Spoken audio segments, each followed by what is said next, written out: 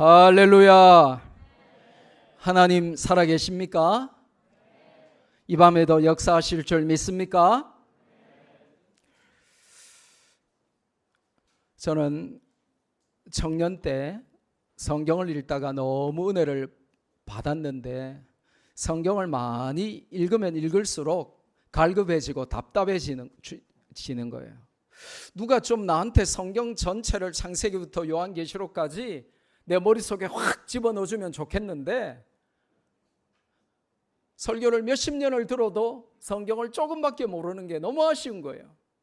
그렇다고 아무것도 모르는데 성경을 그냥 읽기만 한다고 해서 깨달아지는 게 아닌데 읽는 것과 깨닫는 것이 정비례한다면 좋겠지만 아무리 읽어도 깨달음은 너무 낮으니까 청년의 때에 성경 읽으면서 은혜는 받는데 늘 아쉬운 게 누가 내 머릿속에 누가 내 가슴 속에 성경을 통째로 확 넣어주면 얼마나 좋을까?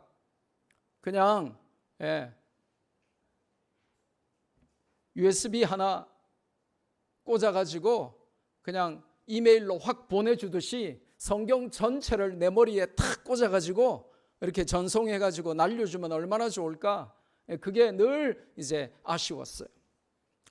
그래서 저는 오늘 이 부흥회를 이용해서 1시간 만에 짧은 시간에 여러분에게 창세기부터 요한계시록까지 성경 전체를 여러분에게 한번 집어넣어 주려고 합니다. 신나죠? 감사하죠? 예. 저 같으면 절대 오늘 안 좋을 것 같아요. 창세기부터 계시록까지 성경 전체를 1시간 만에 다 배우는 시간에는 살을 꼬집으면서라도 잠이 오면 뺨을 때려가면서라도 벌떡 일어나면서라도 오늘 무조건 이 설교를 다 메모하고 기억하고 1시간 만에 성경 전체를 배우는 이 시간에 시작부터 자려고 폼 잡지 말고 저기 벽에 기대지 말고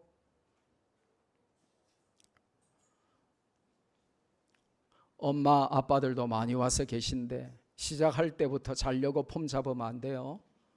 오늘 설교 내용이 뭐라고요?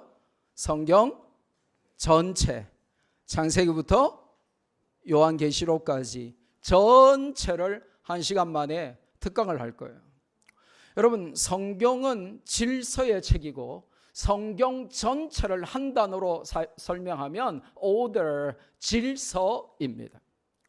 그리고 이 질서를 세우면서 지킬 것인가, 하나님의 질서를 파괴하며 살아갈 것인가, 이게 성경의 전부 다입니다.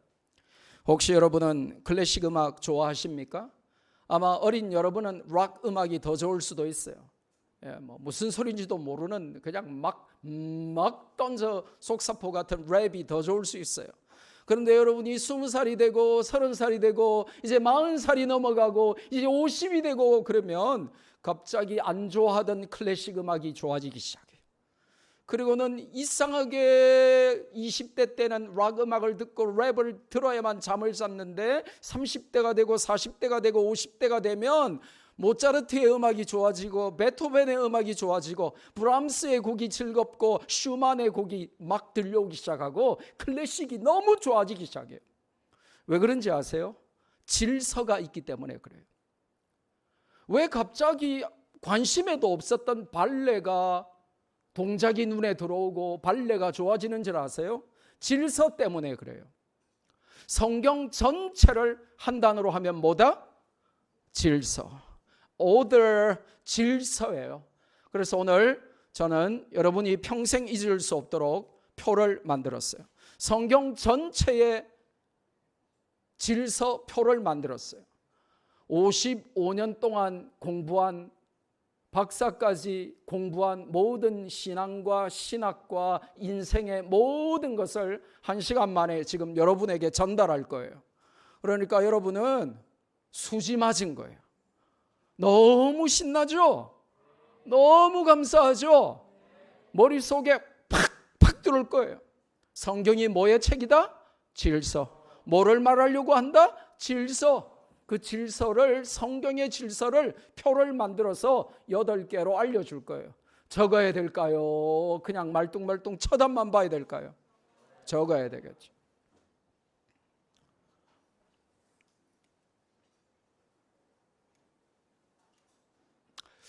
제일 처음으로 8가지 질서 가운데 우리는 창조 질서를 살펴볼 겁니다. 성경을 한번 같이 읽읍시다. 큰 소리로 읽습니다. 시작. 하나님이 이르시되 우리의 형상을 따라 우리의 모양대로 우리가 사람을 만들고 그들로 바다의 물고기와 하늘의 새와 가축과 온 땅과 땅에 기는 모든 것을 다스리게 하자 하시고, 하나님이 자기 형상 곧 하나님의 형상대로 사람을 창조하시되 남자와 여자를 창조하시고, 하나님이 그들에게 복을 주시며 하나님이 그들에게 이르시되 생육하고 번성하여 땅에 충만하라. 땅을 정복하라. 바다의 물고기와 하늘의 새와 땅에 움직이는 모든 생물을 다스리라 하시니라. 아멘.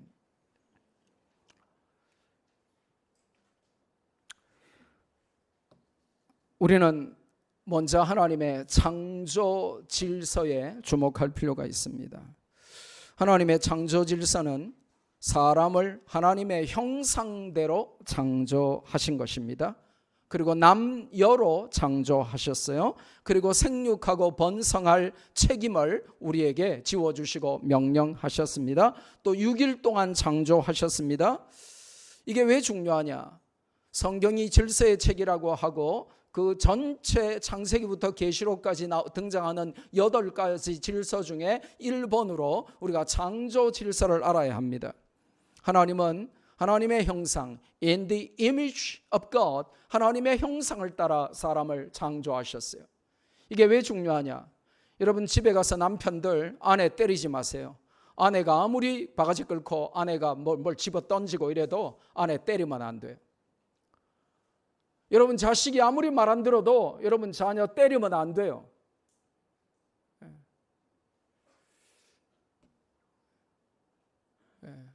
자식들도 마찬가지예요. 아빠 때리고 그러면 안 돼요. 엄마 때리고 그러면 안 돼요. 여러분 친구 때리면 왜 안 되는 줄 아세요? 그 친구가 하나님의 형상을 가지고 있기 때문에, 우리가 사람을 때리고 사람을 죽이고 하는 것이 하나님의 형상을 파괴하기 때문에 그래요. 그러니까 장난이라도 여러분 친구 때리면 안 돼요. 우리 학생들 놀면서 때리는 거 연습하면서 막 확 때리불라 이러면 안 돼요. 그러면 뭐하고 똑같냐? 확 하나님의 형상 막 그냥 파괴해버리라. 이거하고 똑같은 거예요. 그러니까 여러분이 가정에서 부부간에 말싸움 할 수는 있어요. 다툴 수는 있어요. 그래도 힘 세다고 주부 여러분 남편 때리면 안 돼요.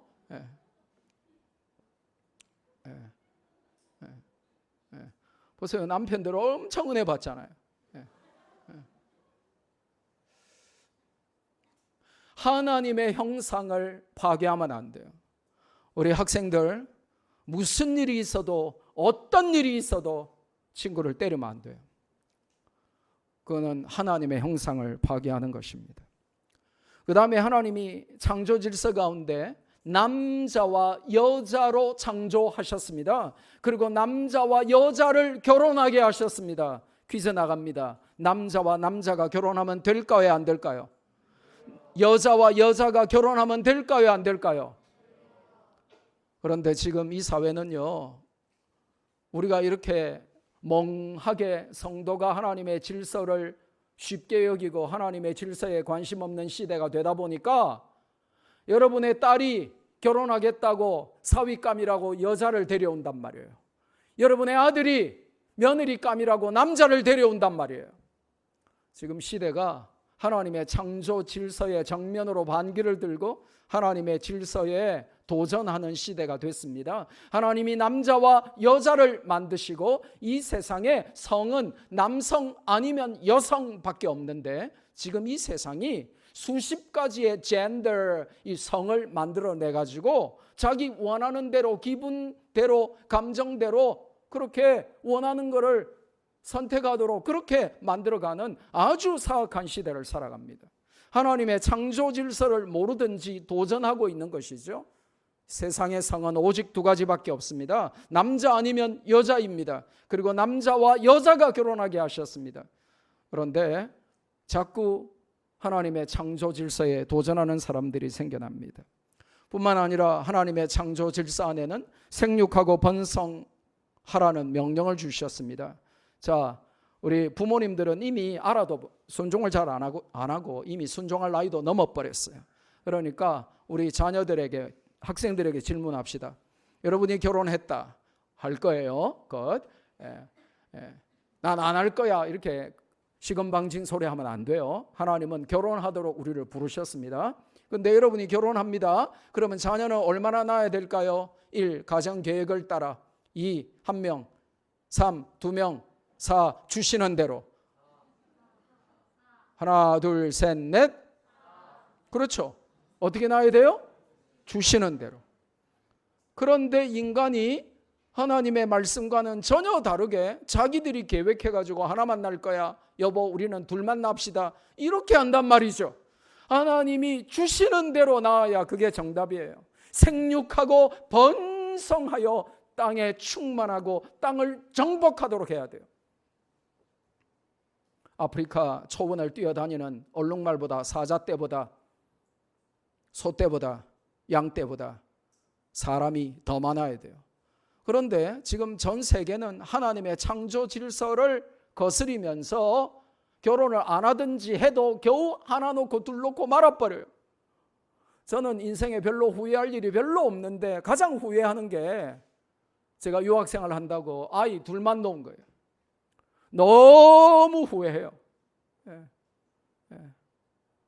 주시는 대로 낳았어야 되는데 그렇다고 이 나이에 또 낳을 수도 없고 말이지. 우리 블릭스 학생들은 여러분이 많이 안 나오면 공부도 안 하고 신앙도 없고 나쁜 짓 많이 하고 길에서 담배나 피고 돌아다니는 걔네들이 4명, 5명씩 나오면 어떡할 겁니까? 저 이슬람들은 20명씩, 30명씩 공식적으로 부인 4명씩 두면서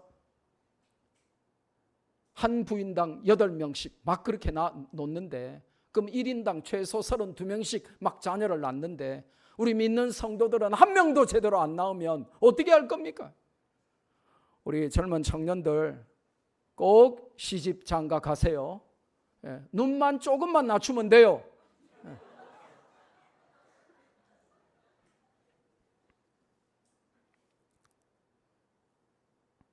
하나님은 6일간 창조하셨습니다. 이게 무슨 말이냐?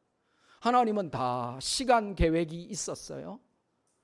우리가 하나님이 주신 이 시간을 관리하는 데 실패하는 것은 하나님의 창조 질서에 대한 반항의 다름 아닙니다. 하나님은 우리에게 시간을 관리하도록 주셨어요. 게임을 30분 하기로 엄마 아빠와 약속했으면 지구에 종말이 오지 않는 한 30분만 게임해야죠. 그런데 30분만 하기로 시작한 게임을 2시간 하고 3시간 하는 것은 하나님의 창조 질서에 정면으로 반기를 들고 하나님과 대적하는 것입니다. 시간 관리에 실패하는 것은 단순히 시간 관리에 실패한 것이 아니라 하나님의 창조 질서에 역행하는 무지무지한 범죄, 죄악을 범한 것입니다. 단순히 타임 매니지먼트에 실패한 게 아니란 말이에요. 하나님의 창조 질서와 상관이 있는 거예요. 그래서 여러분이 시간표 잘 짜서 타임 매니지먼트만 잘해도 하나님 안 믿는 세상 사람들도 세상에서 성공하는 이유가 하나님의 그 창조 질서를 지키기 때문에 그래요. 그런데 믿는 우리가 하나님의 창조 질서에 관심이 없는 거예요. 그러니까 게임 30분 하기로 해놓고는 엄마 아빠 재워놓고 밤새고 1시간 하기로 하고 PC방 갔는데 5시간 동안 있고 라면까지 시켜 먹고 그렇게 하면 창조 질서에 어긋난다 이것입니다. 하나님은 추나추동, 봄, 여름, 가을, 겨울을 창조하셨습니다. 계절의 순환 속에서 우리는 단지 여름이었는데 벌써 가을이구나, 가을 느끼기도 전에 가을이 짧아서 벌써 겨울이 오는구나, 춥네 이렇게만 느끼면 짐승하고 다를 바가 하나도 없는 거예요. 계절의 순환 속에서 섬세하신 하나님의 이 계절의 순환을 보면서 하나님의 창조 질서가 너무나 오묘하구나, 봄이 있고 여름이 있고 가을이 있고 겨울이 있구나 하고 하나님의 이 창조 솜씨에 감탄하고 감사하고 그래야 된다는 거예요.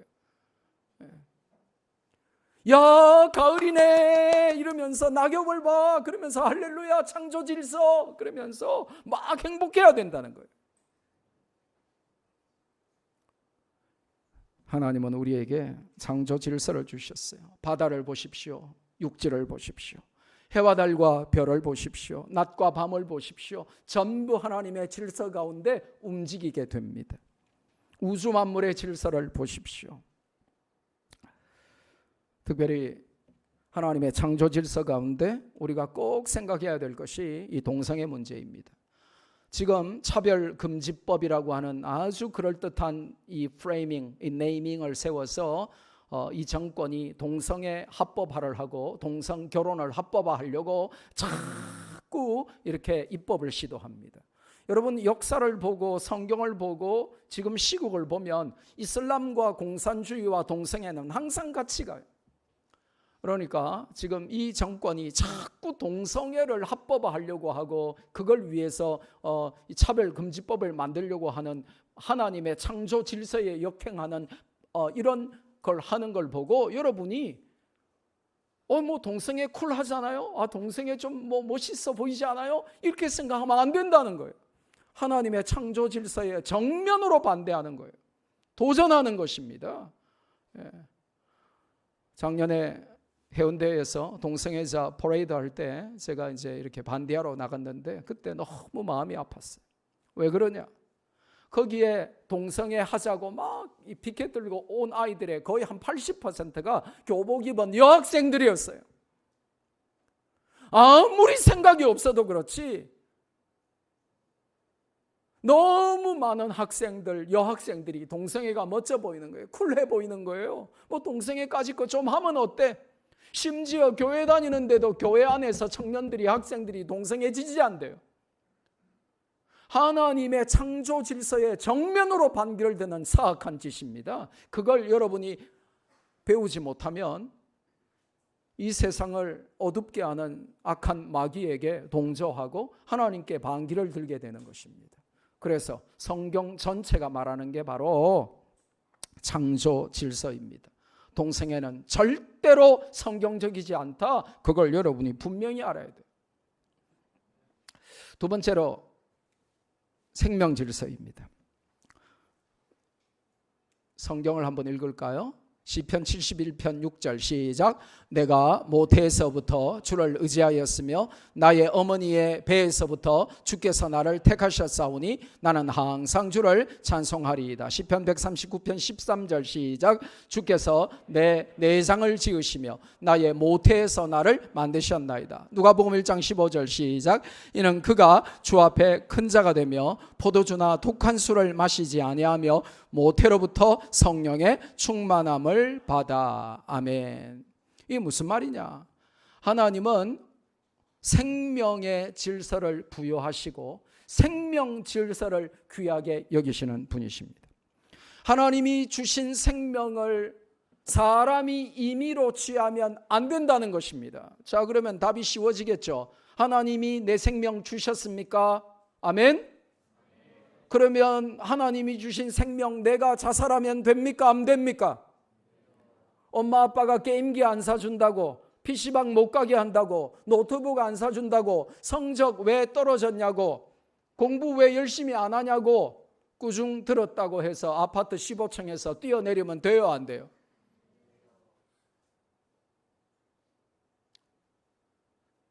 내 생명은 내 것이 아닙니다. 누가 주셨어요?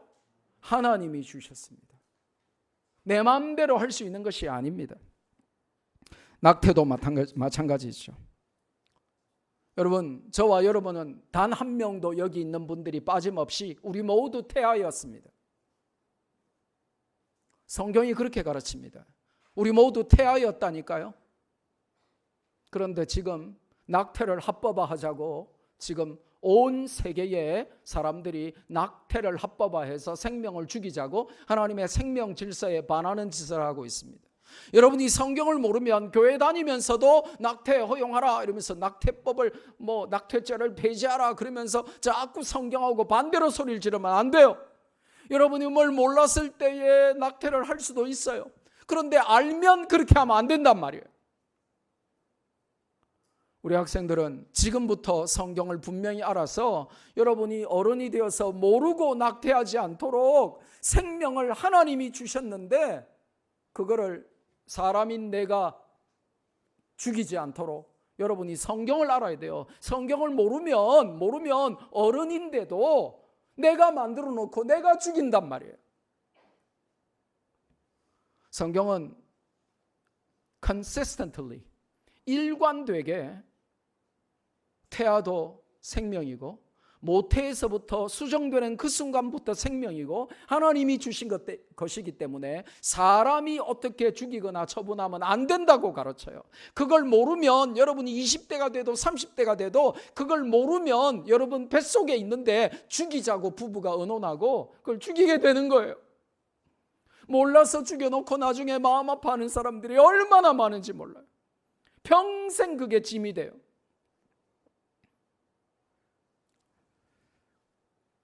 지금 전 세계적으로 하루에 3,000명, 1년에 110만 명 이상을 낙태로 죽이고 있습니다.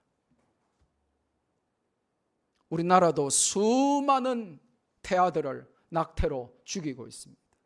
그러니까 여러분은 기적이에요. 여러분 감사해야 돼요. 저기 사는 학생 깨워라. 여러분 감사해야 돼요. 여러분은 부모님이 여러분 태아였을 때 낙태 안 해서 다 태어나서 지금까지 살아있잖아요. 감사하죠? 여러분이 태아였을 때 힘이 있었어요? 엄마 아빠 그건 안 돼 이러면서 지금 낙태에 대해서 대화하는 것 같은데 그건 안 돼 라고 뱃속에서 뭐 말할 수 있었어요? 그 감사하게도 여러분 부모님 저 뒤에 계신 여러분 부모님들이 여러분 뱃속에서 살려둬가지고 지금 여러분이 태어나가지고 지금 있어요. 우리 모두 저부터 우리 모두가 다 태아였습니다. 그런데 1년에 110만 명을 낙태로 죽입니다. 하나님이 모태로부터 우리에게 생명을 주셨는데 말이죠. 심장이 몇 주 만에 뛰는 줄 아시는 분? 7주 만에 심장이 뛴답니다. 7주 만에 심장이 뛰고요. 만 24주 만에 모든 정상적인 사람의 모든 형태가 24주 만에 갖추어진답니다.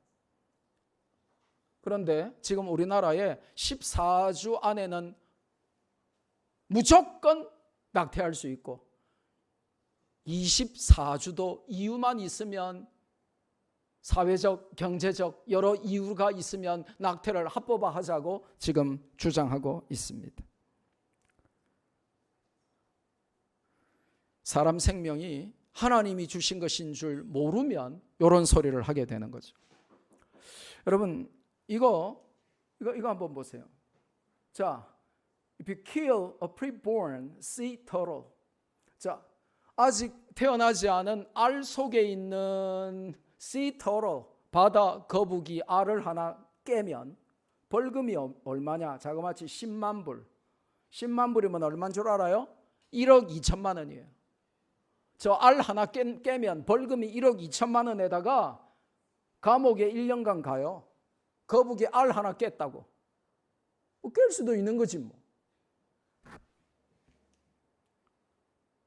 If you kill a preborn bald eagle, 자 대머리 독수리 알을 하나 깼어요. 그럼 어떻게 돼요? 벌금이 얼마? 벌금 얼마? 25만 불. 벌금이 약 3억에다가 감옥에 얼마? 감옥 2년 가요. 그런데 자, if you kill a preborn human being, 아직 태어나지 않은 태아, 뱃속에 있는 태아를 죽였어요. 낙태했어요. 그런데 no penalty, 아무 벌이 없어요. 이게 지금 현실입니다. 사람을 죽여도 그냥 괜찮은 거예요. 그런데 알 하나 깼다고 몇 억씩 벌금 매기고 감옥 보내는데 사람을 죽이는 일에 너무 쉽게 하나님이 주신 God-given life, 하나님이 주신 천부 이 생명에 관해서 아무 생각이 없는 거예요. 그러니까 여러분이 어릴 때부터 하나님의 말씀으로 배워가지고 동성애는 안 되는 거야, 낙태는 안 되는 거야, 자살은 안 되는 거야, 이게 머릿속에 가슴속에 새겨져 있지 않으면 기분 나쁘다고 자살해버리고 가족 계획에 없다고 낙태시켜버리고 뭐 그럴 수도 있지. 뭐 그러면서 동성애 하거나 아니면 내가 하지는 않아도 남들이 하는 거 박수치고 옹호하고 허용해주고, 그렇게 성경과는 전혀 거리가 먼 마귀가 기뻐하고 박수치는 삶을 살아가게 되는 것이죠. 지금 작년 4월 11일 날 우리나라의 낙태죄가 헌법 불합치하다고 우리나라 헌법재판관들이 반성경적인 결정을 해버렸습니다. 그래서 올해 12월 31일까지 이제 대한민국 형법을 개정해서 낙태는 처벌하지 못하도록 지금 해놨어요. 그러니까 여러분이 이런 걸 알아야 기도를 하게 되고, 이런 걸 알아야 이게 너무 말도 안 되게 하나님의 생명 질서와는 정반대로 가는구나, 이거를 알아야 위기의식을 느끼고, 이걸 알아야 기도하게 되는데 이런 걸 전혀 모르는 거예요. 우리 부모님들 잘 들으셔야 돼요. 여러분이 맞벌이 하는데 셋째가 들었었다, 넷째가 들었었다, 그러면 여러분이 성경 모르면 죽인다니까요. 하나님한테 물어보지도 않아요. 왜? 양심에 가책이 올까 봐. 그리고 목사님한테 상담도 안 해요. 왜? 목사님이 반대할까 봐. 그냥 부부끼리 죽여버린다고요. 그래서 우리가 하나님의 질서를 알아야 하나님의 질서의 파괴자로 살지 않고 하나님의 질서를 나도 지키고 남도 질서를 지키게 만드는 거예요. 새벽에 운전하다 보면 말이죠, 새벽에 차 한 대도 안 오는데도 신호등이 있으면 제가 섭니다. 그냥 신호등이 빨간불이니까 서죠. 그럼 뒷차가 빵빵거리고 막 난리가 나도 저는 신호등 지켜요. 왜냐? 제가 서 있어야 뒷차도 설 거 아닙니까? 근데 제가 가버리면 뒷차도 가버려요. 여러분이 하나님의 창조질서, 생명질서를 알고 그걸 지켜야 남들도 여러분이 지키고 딱 서 있어야 뒤에서 그걸 지킬 거 아니에요. 근데 여러분이 모르면 세상 사람들이 하는 그대로 다 끌려가게 돼 있어요. 지금 저출산 문제가 대한민국뿐만 아니라 전 세계적으로 큰 문제입니다. 특별히 교회 안에 고령화와 저출산 문제가 가장 심각한 곳이 교회거든요. 우리 교회만 전부 젊은 사람들만 가득하고, 대한민국 교회, 표준 교회 가보세요. 할머니들로 충만해요. 우리 부산말로 할매 충만. 그런데 저출산 고령화가 가장 심화된 곳이 교회인데, 이게 하나님의 생명 질서와 상관이 있는 거예요.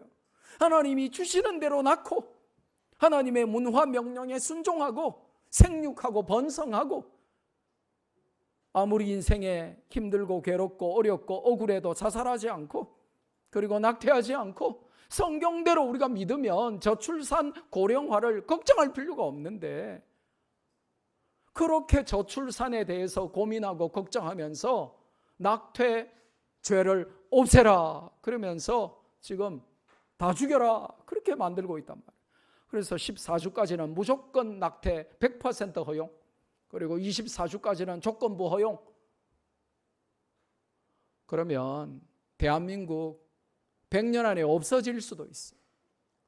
그러니까 우리 학생들은 로고스 있을 때는 연애하지 말고 노 데이팅이잖아요. 로고스 졸업하는 순간 바로 대학 가서 언니 오빠 사귀고 누나 사귀고, 하여튼 그래가지고 하여튼 주시는 대로 많이 낳아야 돼요. 그래가지고 나중에 교장 선생님 찾아와서 인사할 때 하여튼 3명 4명 이하로 데려오면 인사도 안 받을 거예요. 그래서 우리가 항상 질문해야 돼요. 낙태는 성경적인가? 모든 성경은 일관되게 no라고 말합니다. 하나님이 주신 생명이고 수정하는 그 순간부터 생명이기 때문에 절대로 낙태하면 안 된다고 가르칩니다. 근데 목사가 아무리 설교해도 여러분이 귀를 열지 않고 마음을 열지 않으면 여러분이 결혼해가지고 가족 계획 내세우면서 또 죽여버릴 수 있어요. 그러니까 지금 맹세하고 지금 대답해야 돼요. 여러분, 하나님이 주신 생명 낙태할 거예요? 하고 싶어요? 옆에 여러분 친구들, 안 믿는 친구들, 여러분 직장에 다른 사람들 다 낙태했다고 해서 여러분도 할 거예요? 성경이 허락하지 않습니다. 근데 우리가 젊었을 때만 해도 교회에서 이런 게 관심이 없고 아무도 어떤 목사님도 설교하지 않았어요. 그러니까 교회 안에서도 몰라가지고 다 했단 말이에요. 왜냐? 그때는 둘만 낳아 잘 키우자 막 그랬단 말이지. 그러니까 셋째, 넷째, 큰일 났네. 우리가 이게 뭐 동물원도 아니고 말이지. 사람들이 우리를 야만인으로 알겠네? 그러고는 없앴단 말이에요. 성경을 모르니까. 그러니까 여러분이 배웠으니까 이제는 성경적으로 살 수 있기를 바랍니다. 세 번째로 구원 질서입니다. 성경을 읽을까요? 요한복음 3장 16절 시작. 하나님이 세상을 이처럼 사랑하사 독생자를 주셨으니 이는 그를 믿는 자마다 멸망하지 않고 영생을 얻게 하려 하심이라. 요한복음 14장 6절 예수께서 이르시되 내가 곧 길이요 진리요 생명이니 나로 말미암지 않고는 아버지께로 올 자가 없느니라. 사도행전 4장 12절 시작. 다른 이로서는 구원을 받을 수 없나니 천하 사람 중에 구원을 받을 만한 다른 이름을 우리에게 주신 일이 없음이라 하였더라. 아멘. For God so loved the world that he gave his only Son, Jesus Christ, so that everyone who believes in him should not perish, but has eternal life. 하나님이 세상을, 옛날에 우리 어릴 때는 이렇게 율동하면서 제가 찬양을 불렀어요. 하나님이 세상을 이처럼 사랑하사. 얼마나 외우기 쉬워요. 하나님이 세상을 이처럼 사랑하사 독생자를 주셨어요. 이는 그를 믿는 자마다 멸망하지 않고 영생을 얻게 하려 함이라. 내가 곧 길이요 진리요 생명이니 나로 말미암지 않고는 아버지께로 올 자가 없느니라. 하나님의 구원 질서는 오직 예수 그리스도를 통해서만 구원받는 거예요. 공자의 이름으로, 석가의 이름으로, 소크라테스의 이름으로 구원받을 수 없고, 종교의 이름으로, 철학의 이름으로, 과학의 이름으로, 선행의 이름으로 구원받을 수 없고, 오직 하나님께로 가는 길, 진리, 생명 되신 예수 그리스도를 통해서만, 예수님을 믿어서만 구원받는 것이 하나님의 구원 질서란 말이에요. 여러분이 영어 성경만 봐도, 여러분 중학교 1학년 1학기 영어 시간 둘째 시간에 배우는 정관사 더의 용법 아시죠? 오직 유일한 것 앞에 붙이는 정관사 더의 용법. 한글에는 헬라어 성경에도 정관사가 정확히 나와 있는데 한글 성경은 그 정관사를 빼버렸어요. 너무 아쉬워요. 원문에는 뭐라고 돼 있냐? 내가 곧 그 유일한 그 길이요, 내가 바로 그 유일한 그 진리요, 내가 바로 그 유일한 그 생명이니 헤이 호도스 헤이 알레이세이아 헤이 조에이. 그렇게 헬라어 원문에 길, 진리, 생명 앞에 정관사, 헬라어 정관사 헤이가 다 하나씩 붙어 있어요. 영어 성경에도 I am the way and the truth and the life. Nobody comes to the Father except through me. 내가 바로 그 길이요, the way and the truth, 그 진리요, and the life, 그 생명이니.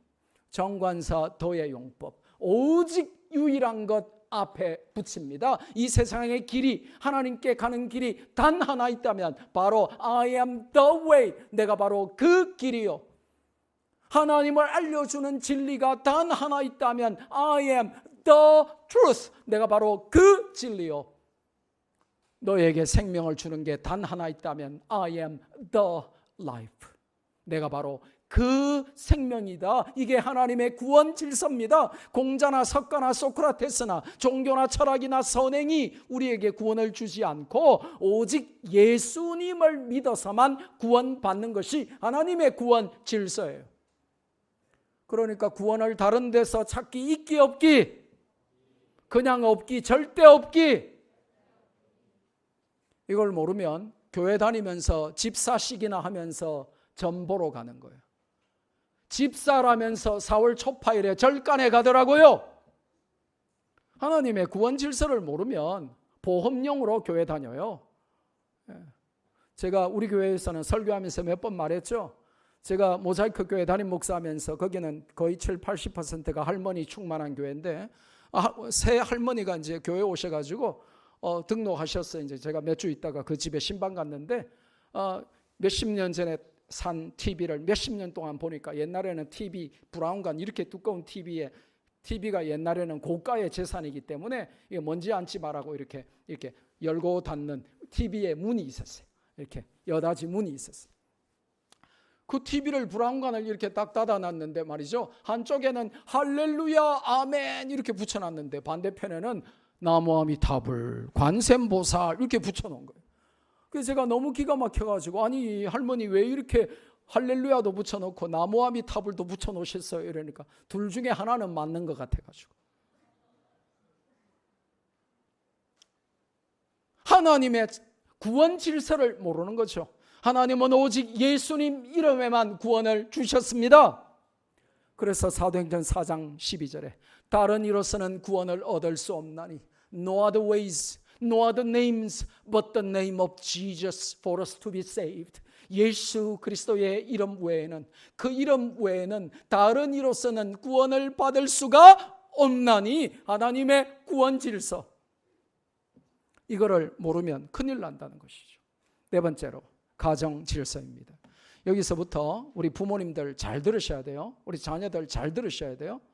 하나님이 상조 질서, 생명 질서, 구원 질서를 설명하시고 성경에서 하나님이 만드신 신적 기관으로서 가정을 굉장히 중요하게 생각해요. 가정에 뭐가 있어야 된다? 뭐가 있어야 돼요? 여러분 가정에 질서가 있습니까? 여러분 우리 부모님들 여러분 가정에 질서 있으세요? 하나님의 질서 궁금하기나 하세요? 남편을 통하여 세우신 질서가 이루어지고 있습니까? 가정에 부모 자식 간에 하나님의 질서가 이루어지고 있습니까?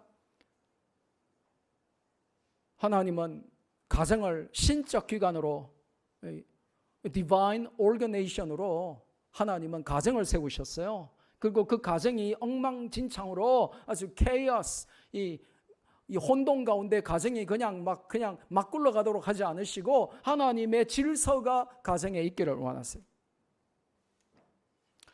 성경 한번 읽읍시다. 에베소 5장 22절로 25절 시작. 아내들이여 자기 남편에게 복종하기를 주께 하듯 하라. 이는 남편이 아내의 머리 됨이 그리스도께서 교회의 머리 됨과 같음이니 그가 바로 몸의 구주시니라. 그러므로 교회가 그리스도에게 하듯 아내들도 범사에 자기 남편에게 복종할지니라. 남편들아 아내 사랑하기를 그리스도께서 교회를 사랑하시고 그 교회를 위하여 자신을 주신같이 하라. 아멘. 아내들에게 굉장히 말을 많이 하세요. 요즘 그 패미들이 늘 이 패미니스트들이 강조하는 게 뭐예요? 여성 상위다 이거예요. 성경은 그렇게 말하지 않습니다. 남편이 아내를 막 종부리듯이 하는 것은 성경이 그렇게 말하지 않아요. 그건 틀린 거예요. 그러나 아내가 남편 위에 올라가는 것은 절대로 성경적이지 않습니다. 똑같아야죠. 그런데 뭐 여성 상위 같다 그 정도까지는 성경적이에요. 그런데 남자도 여자도 서로에게 군림하고 이렇게 하면 안 돼요. 그건 하나님의 질서가 아닙니다. 그래서 하나님은 아내들에게 좀 많이 말씀하세요. 아내들이요 자기 남편에게 복종하기를 주께 하듯 하라. 이러면 벌써 아내들이 기분이 나빠질 거예요. 요즘 시대가 어떤데 하나님도 구식이군 그러면서 교회를 떠나서 절에 갈 분도 많아요. 그러면서 하나님은 설명하죠. 이는 남편이 아내의 머리됨이. 왜 그래요? 남자에게서 갈비뼈로 여자를 창조하셨기 때문에 그래요. 남자가 잘나서 많이 배워서 수입이 많아서가 아니고 하나님이 남자의 몸에서 여자를 창조하셔서 남자가 아내의 머리 되도록 하셨어요. 그리스도께서 교회의 머리 됨과 같이 남편이 아내의 머리가 되게 하셨고 그래서 아내의 몸을 주관하는 것이 남편이다라고 설명하면서 24절에 그러므로 교회가 그리스도에게 하듯이 순종하듯이 그렇게 아내들도 범사에 자기 남편에게 복종하라 그렇게 말씀하시죠. 그러면 이제 남편들이 기분 좋아가지고 아싸 이러면서 오늘 와가지고 옆에 쿡쿡 찌르면서 눈 째려보면서 봐라 목사님 말씀 들었지? 니 똑바로 해라 이러면서 이러면 안 돼요. 왜냐? 25절에 엄청난 말씀을 주세요. 앞에 3절을 상세하고도 남는 말씀을 주세요. 25절 남자들만 읽습니다. 시작. 남편들아 아내 사랑하기를 그리스도께서 교회를 사랑하시고 그 교회를 위하여 자신을 주신같이 하라. 아내는 남편에게 순종하고 그럼 남편은 가만히 있으면 되냐? 아니고 그리스도께서 교회를 사랑하사 그 교회를 위하여 자기 몸을 주심처럼 남편들도 아내를 사랑하라는 거예요. 그러니까 똑같은 거예요. 그래야 가정의 질서가 이루어진다는 거죠. 더 나갑니다. 에베소 6장 1절부터 4절 같이 읽습니다. 시작. 자녀들아 주 안에서 너희 부모에게 순종하라. 이것이 옳으니라. 내 아버지와 어머니를 공경하라. 이것은 약속이 있는 첫 계명이니 이로써 내가 잘되고 땅에서 장수하리라. 또 아비들아 너희 자녀를 노엽게 하지 말고 오직 주의 교훈과 훈계로 양육하라. 아까 에베소 5장 말씀과 동일한 구조로 설명하세요. 앞에 3절을 아내들에게 강조하면서 잘하라고 강조하시고 그 3절을 한 방에 덮을 수 있도록 또 남편에게 말씀하셨죠. 에베소 6장도 마찬가지입니다. 자녀들에게 3절을 강조하시고 마지막 4절에 또 그거를 한 방에 뒤집도록 또 부모에게 자녀 양육에 관하여 설명을 하세요. 자녀들아 주 안에서 너희 부모에게 순종하라. 이것이 옳으니라. 부모에게 순종하는 것이 옳습니다. 여러분 참 잘났죠? 여러분 참 똑똑하죠? 여러분 참 예쁘고 멋있죠? 그래도 부모님 말씀 안 듣고 여러분이 불효하면 된다 안 된다? 된다 안 된다? 절대 안 돼요. 부모에게 순종하는 것이 옳으니라 그랬습니다. 내 아버지와 어머니를 공경하라. 이것은 약속이 있는 첫 계명이니 사실 정확하게 하면 약속이 있는 첫 계명이자 마지막 계명이에요. 10계명 중에 약속을 주신 계명은 유일하게 효도에 관한 것밖에 없습니다. 내 아버지와 어머니를 공경하면 이로써 네가 잘 되고 땅에서 장수하리라. You will become prosperous. You will enjoy long life. 네가 땅에서 형통하고 잘 되고 장수하리라. 이런 약속, 하나님의 약속을 주신 계명이 10계명 중에 오직 이 한 계명이 처음이자 마지막 계명이에요. 여러분이 부모 말 지지리도 안 듣고 불효 막심하고 부모 무시하고 그러면 미안하지만 성경을 뒤집어 설명하면 이런 말 해서 미안하지만 여러분 오래 못 삽니다. 무슨 짓을 해도 안 됩니다. 우리 부모님들 마찬가지예요. 여러분이 부모님께 효도 안 하면 여러분이 아무리 사업하고 여러분이 아무리 잔머리를 굴리고 여러분이 뭘 해도 안 되게 돼 있어요. 안 됩니다.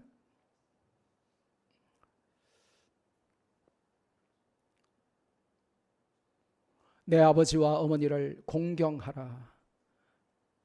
Honor your father and your mother. 너의 아버지와 어머니를 honor, 공경해라. 이것은 약속이 있는 처음이자 마지막 계명이니 유일한 계명이니 이로써 네가 잘 되고 땅에서 장수하리라. 부모님께 불효하면서 뭘 잘 돼 보려고 하지 마세요. 부모님께 불효하면서 뭘 계획하려고 작전 짜지 마세요. 여러분이 인생에 뭐가 꼬이고 막히고 뭐가 안 되면 여러분 한 가지 돌아보시면 됩니다. 내가 부모 눈에 피눈물을 흘리게 하지는 않았는가? 부모에게 불효막심하지는 않았는가? 부모에게 1절에서 3절에 걸쳐서 자녀에게 말씀하신 후에 이제 부모에게 또 4절에 말씀하시죠. 아비들아 너희 자녀를 노엽게 하지 말고 오직 주의 교훈과 훈계로 양육하라. 잔소리만 냅다 소리만 지르고 자식들 억울하게 하고 안 했다면 믿어줘야 되는데 이 부모들이 말이죠. 자기들이 어릴 때 그렇게 많이 해놓고는 자녀를 못 믿는 거예요. 네 이렇게 했지? 그럼 자녀가 아니요? 그러면 쏘가주세요. 그냥 애들은 그냥 원래 거짓말 잘해요. 예.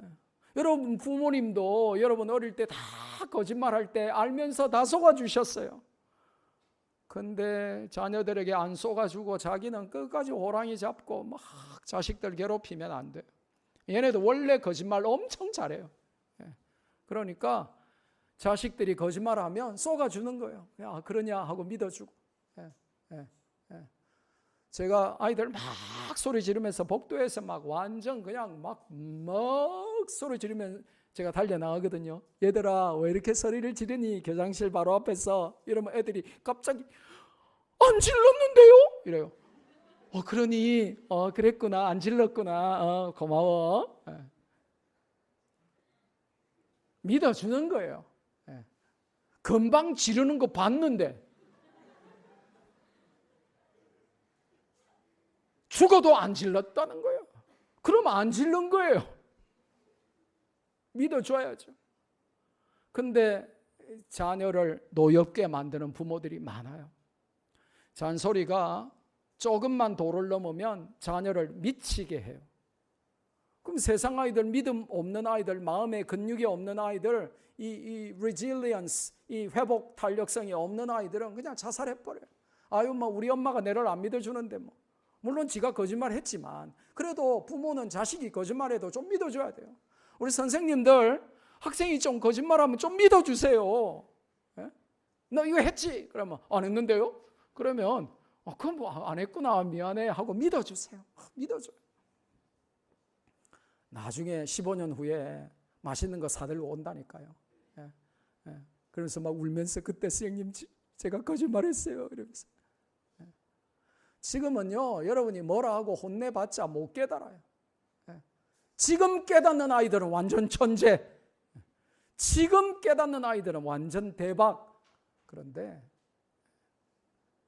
어려서 아직은 부모가 자식을 믿어주고 선생님이 학생을 믿어주고 근데 노엽게 하면 안 돼요. 우리는 오직 주의 교훈과 훈계로 양육한답시고 너무 아이들을 막 그냥 한쪽 코너로 몰아붙이면 아이들이 자신의 한계가 그 정도인데 자꾸 몰아붙이면 아이들이 이게 마음에 상처를 입어요. 그러고는 싫어하게 돼요. 관계가 나빠지게 돼요. 자녀들도 부모에게 잘해야 되고 선생님께 잘해야 되지만 부모 선생님도 자녀들에게 잘해야 돼요. 노엽게 하지 말고 주의 교훈과 훈계로 양육하는 거예요. 이게 참 중요한 거예요. 이 밸런스가 참 중요한 거예요. 이 밸런스 between Christian discipline 그리고 이 그냥 secular training 이 사이에 밸런스가 이게 참 지혜를 요구하는 거예요. 근데 이 지혜가 없으면 우리가 아이를 노엽게 만들어 버려요. 잠언 29장 15절 같이 읽습니다. 시작. 채찍과 꾸지람이 지혜를 주거늘 임의로 행하게 버려둔 자식은 어미를 욕되게 하느니라. 지금 이 정권이 체벌 방지법을 또 들고 나왔어요. 그래서 부모가 사랑의 매도 절대로 때리면 안 되고 때리면 부모를 고소고발해라 이렇게 이제 법으로 만든다.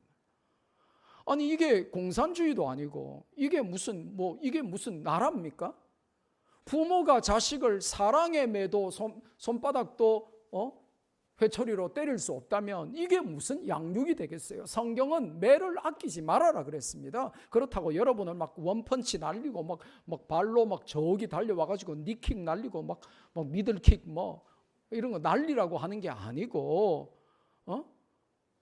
회초리로 나쁜 짓 하면 종아리 맞고 손바닥 맞아야죠. 근데 부모가 어떤 체벌도 못하게 법으로 강제하고 이미 과도한 체벌에 대해서 법적으로 다스릴 수 있는데도 부모가 사랑의 매조차도 할 수 없게 하고, 사랑의 매를 때리면 자식이 부모를 고발하게 만들고, 그래서 부모 자식 간에 격리되게 만들고, 이게 무슨 나라냐고요.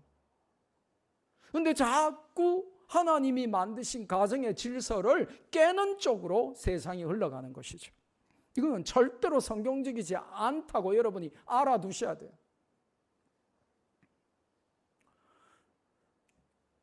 가정이 뭡니까? 가정이라고 하는 것은 family는 이니셜인데 뭐 이니셜이냐고 하면 father and mother, I love you. 자식들이 엄마 아빠한테 가가지고 애교 부리면서 사랑스러운 얼굴로 윙크하면서 뽀뽀하면서 엄마 아빠 그러면서 I love you father and mother, look at me, pay attention to me 그러면서 I love you. 이게 가정이라는 거예요. 근데 뭐 이상한 가정같이 밥 먹자, 뭐 숙제는 성적표 내봐라, 이게 무슨 가정이냐 이거예요. 집에 가면 자식들이 엄마 보고 아빠 엄마 I love you 그러면서 좋은 학교 로고스 국제학교 보내주셔서 아빠 엄마의 탁월한 식견에 감사드려요. 학교 생활이 너무 행복해요. 아멘? 네. 그러면서 아빠 엄마 I love you, 이게 가정이에요. 근데 자식들이 집에 가가지고 아빠 엄마를 벌레 보듯이 보고 저게 우리 아빠야? 그러면서 아빠가 뭐 저래? 그러면서 누구세요? 뭐 그러면서 몇백만 년 만에 뵙는 분이신지요? 뭐 그러고. 그러면 그거 가정 아니라는 거예요. 엄마 아빠가 여러분을 보면서 아이고 내 새끼 하면서 행복해하고 기뻐하고, 여러분은 부모님을 보면서 사랑한다고 막 고백하고, 볼 때마다 눈에 하트가 이렇게 뿅뿅 뿜어서 나오고, 볼 때마다 막 윙크하면서 막 이래야 가정이라는 거예요. 근데 여러분 사춘기 됐다고 엄마 아빠 징그럽다 그러고 막 엄마 아빠가 손만 잡으려고 하면 비명 지르고 엄마 아빠가 이상해 막 그러면 안 돼요.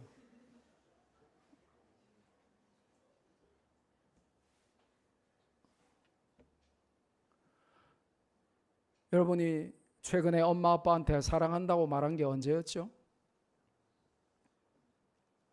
여러분 엄마 아빠 사랑이나 하는 겁니까? 엄마 아빠가 여러분 용돈 자판기 ATM이죠? 엄마 아빠가 여러분 기분 나쁠 때 여러분의 모든 감정의 쓰레기를 담는 쓰레기통이죠? 안 그런데 부모한테 화내고 돈만 달라고 하고, 그 외에는 감사하다 사랑한다 표현 한번 못하고, 그거 성경이 말하는 가정이 아니라는 거예요. 부모님들도 마찬가지예요. 여러분이 가정에 와서 자녀들하고 예배도 드리고 식사도 같이 하고 자녀들과 앉아서 오늘 학교는 어땠니 하고 물어보고, 성적만 관심 가지지 말고 오늘 혹시 채플 시간에 우리 목사님이 뭐라고 설교하셨니? 오늘 은혜 받은 거 적어온 거 한번 엄마 아빠한테도 가르쳐 줘봐, 은혜를 한번 나눠줘봐, 그러면서 너 요즘 기도 제목은 뭐니? 이게 가정이라는 거죠. 하나님은 이렇게 가정에 질서를 세우시고 그 질서가 회복되길 원하시고 그 질서를 요구하세요. 근데 자식들이 부모 말 안 듣고 부모한테 함부로 말하고 부모한테 반말하고, 제가 항상 강조하죠. 부모님한테 반말하면 안 돼요. 여러분 학교에 1년 2년 선배한테도 존댓말 쓰고 군대 가면 일주일 고참한테도 벌벌 떨면서 존댓말 쓰는데 부모님한테 반말하고 함부로 말하고 이씨 그러고 뭐 없다고 이러면서 말하고 말이죠. 절대로 부모에게 반말하면 안 돼요. 우리 부모님들 자식이 반말하면 바로 교장실로 전화하세요. 우리 아무개가 반말하는 대역 죄인입니다 이러면서. 가정에 질서를 세워야 돼요. 자, 그럼 여러분은 정상적인 분이라면 궁금해야 돼요. 누가 세우지? 자, 부부관계는 누가 질서를 세워야 될까요? 남편이 세워야 됩니다. 남편들이 시시하게 믿음 생활하면 안 돼요. 남편들이 믿는 것도 아니고 안 믿는 것도 아니고 그렇게 시시하게 세상에 한 발, 교회에 한 발 이렇게 양다리 걸치면 안 됩니다. 부부간에는 신앙의 가정의 질서를 남편이 세워야 돼요. 하나님이 그렇게 만드셨어요. 근데 집집마다 남편들이 믿음이 너무 없어. 교회마다 충성하는 거는 다 와이프들이 충성하고 남자들은 세상에 푹 빠져가지고 하나님을 몰라. 그러니까 세상의 힘을 다 쏟다 보니까 가정 질서 관심이 없는 거예요. 피곤한 거예요. 가정에는 관심이 없는 거예요. 그러니까 매일 아내들만 믿음 생활하고 아내들만 교회 열심히 하고 남편들이 신앙이 없는 거예요. 부부간의 가정의 질서를 누가 세우도록 하나님이 만드셨냐? 남편이 세우게 만드셨어요. 부모 자식 간에는 누가 세워야 될까요? 그렇죠. 부모가 세워야죠. 자식들이 믿음 생활 제대로 안 하고 부모에게 효도 안 하고 함부로 해도 아이고 귀여운 내 새끼 그러면 안 돼요. 분명하게 신앙으로 내 자녀를 양육해야죠. 주의 교양과 주의 훈계로 양육해야죠. 그런데 학교 성적에만 관심이 있고 이 아이들이 부모에게 제대로 잘하는지 안 하는지 관심이 없는 거예요. 눈에 보이는 육신의 부모에게도 함부로 하는데 눈에 안 보이는 하나님을 제대로 믿겠습니까? 그래서 하나님이 불효자는 돌로 쳐서 죽이라 성경에 말씀하신 이유가 하나님이 잔인해서가 아니라 눈에 보이는 부모에게도 함부로 하는데 눈에 안 보이는 하나님께 얼마나 함부로 하겠냐? 그거를 강조하시려고 하는 거예요.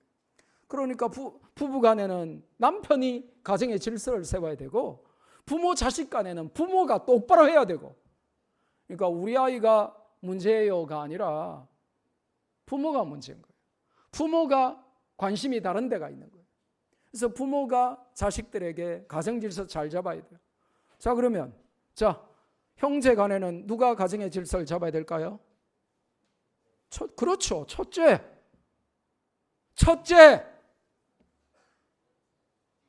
첫째 손 들어보세요. 빨리 드세요.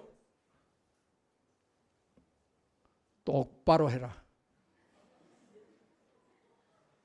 니네들이 똑바로 안 하니까 동생들이 볼 수 있는 본이 없잖아. 니네들이 부모에게 함부로 하니까 동생들도 함부로 하잖아. 니네들이 학교에서 공부 열심히 안 하면 동생들도 열심히 안 해요. 그러면서 모든 탓을 첫째에게 다 돌린다니까? 누나도 안 하는데 그러면서 형님도 안 하는데 그러면서 오빠도 안 하는데 그러면서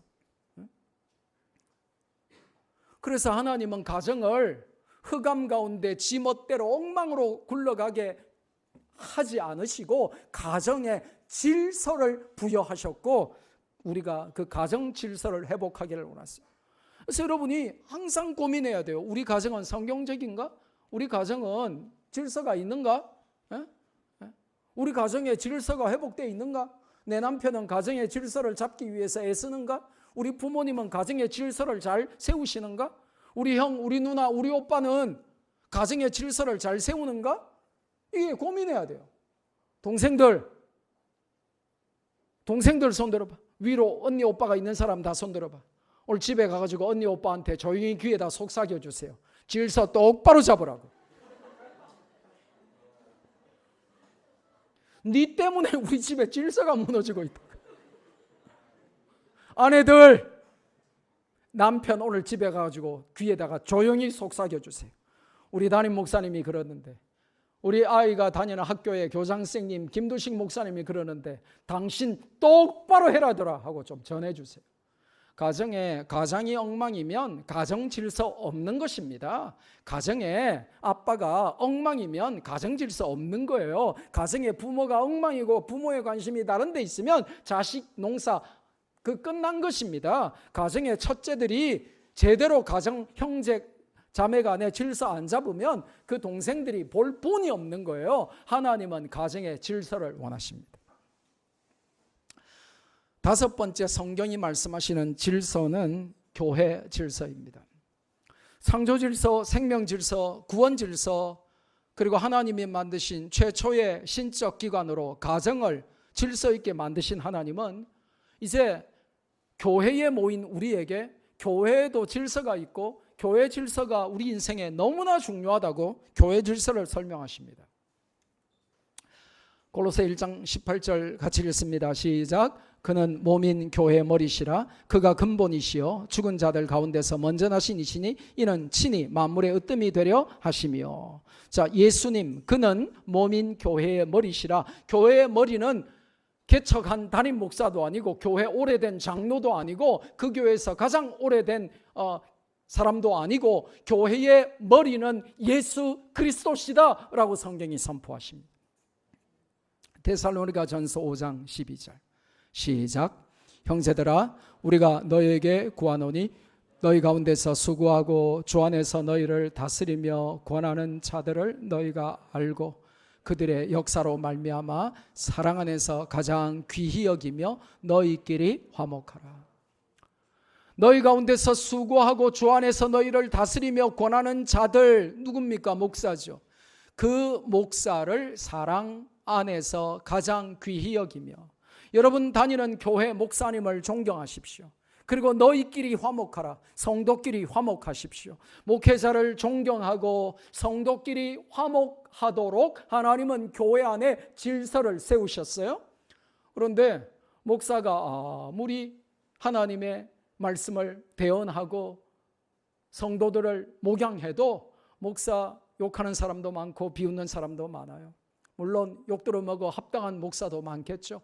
그럼에도 불구하고 여러분이 다니는 교회의 목사님 존경하세요. 성경이 교회의 질서를 설명하면서 그 목사님이 너희 안에서 수고한다. 그리고 너희를 다스린다. 그리고 너희를 권한다. 그들을 알아주라. 그리고 사랑 안에서 그 목회자를 가장 귀하게 여기라 그래요. 그리고 너희끼리 화목해라 그렇게 말씀하세요. 근데 목회자를 귀하게 여기지도 않고 성도들끼리 화목하지도 않고 성도들끼리 뒷담하고 막 비난하고 욕하고 왕따하고 성도끼리 막 낱말하고 상처 주고 그게 현대교회가 깨어지는 이유가 하나님이 교회 안에 세우신 질서를 파괴하기 때문에 그래요. 하나님이 세우신 질서는 목회자가 존경을 받고 사랑 안에서 귀히 여김을 받고 그래서 그 목사가 잘나고 대단하고 훌륭해서가 아니라 그가 하는 사역이 그가 맡은 사역이 하나님의 말씀을 전하는 사역이기 때문에 그를 알아주고 존경하고 귀히 여기라는 거예요. 목사가 뭐 자격이 있어서가 아니고 그가 하는 사역이 그렇게 중요하단 말이에요. 혹시 여러분 교회에서 목사님 반대편에 서가지고 목사 쫓아내는데 일조하는 성도는 없겠죠? 목사 괴롭히기 위하여 역사적 사명을 띠고 태어난 성도는 안 앉아 계시겠죠? 저는 목회하면서 그런 분을 가끔씩 봤어요. 교회 질서를 깨면 안 됩니다. 그리고 너희끼리 화목해라 그랬습니다. 저는 말씀교회 너무 행복한 게 제가 목사로서 행복한 게 우리 성도끼리 화목해서 너무 감사해요. 오래된 교회, 큰 교회 가보십시오. 성도들끼리 얼마나 싸우고 찢고 뽑고 영어로 백바이팅하고 막 물어뜯고 말이죠. 하나님이 세우신 교회의 질서는 목사가 그 인간이 잘나고 대단해서가 아니라 그가 맡은 하나님의 사역들이 중요하고 귀하기 때문에 목사가 존경받고 사랑받고 그리고 성도끼리 우리가 정말 귀하게 여기고 화목하고 사랑하고 그래서 오고 싶고 가고 싶고 그런 교회 만드는 것이 하나님이 교회 안에 바라는 질서예요. 저는 우리 말씀교회가 10년 동안 그런 교회가 된 것이 얼마나 행복한지 몰라요.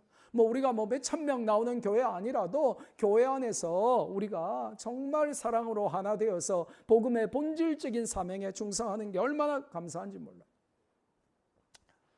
제가 오늘 여기 대기실에 안에 앉아서 집회를 위해서 기도하면서 조금 울었어요. 왜냐? 너무 고마웠어. 여기 앉아있는 우리 학부모 중에 고등학생 때 제 제자가 있어요. 이 제자가 자라가지고 이제 애를 낳아가지고 이 애가 이제 우리 학교 또 제자가 된 거지. 그러니까 엄마도 제자고 이제 학생도 제자인 거지. 근데 이 엄마가 이제 제가 목사 되기 전에 미국 유학 가기 전에 결혼하기 직전에 제가 부산 진여상 SFC 지도 전도사였을 때 학생이었어요. 은실이라고. 이 제자가 말이죠. 아이고 목사님 찬바람 부는데 겨울 다 돼가는데 목사님 너무 건강 걱정돼요. 이러면서 뭘 하나 사온기라.